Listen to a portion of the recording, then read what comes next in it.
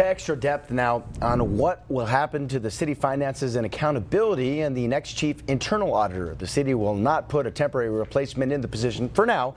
That and other changes to oversight have some current and former city council members concerned. ABC 7's Andrew J. Polk has more on why. When you're looking at an internal audit department, independence is absolutely key. And this is why it was so important for the internal audit department to come under council. City Rep Josh Acevedo is the chair of the Financial Oversight and Audit Committee, or FOAC, which oversees the internal audit department.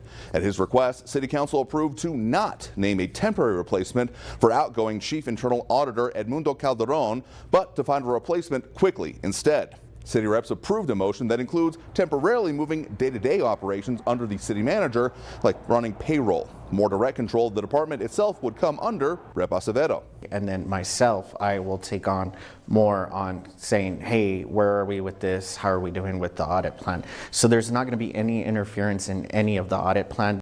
But that plan has other council members concerned about the balance between the oversight that the committee currently has and the control and independence of the department. It comes down to three major factors. Legislative powers, basically what the internal audit department is tasked with doing. Operational, the baseline functions of the department in gathering the documents, financials, and more needed to keep things moving. And governance, how the department accomplishes that, including decisions like prioritization. Having any of that change with this week's decisions is what raises questions.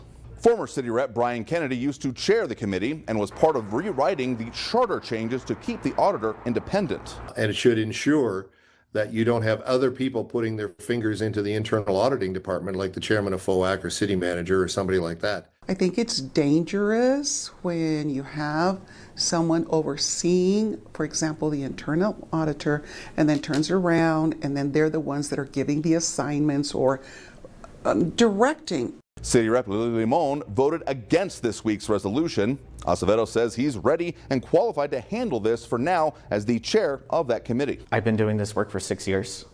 I was the chair of the audit committee at EPISD, so I've learned a lot along the way. Andrew J. Polk, ABC 7. Thanks a lot, Andrew. Staff are expected to present details of a hiring plan in front of City Council in the next couple of weeks.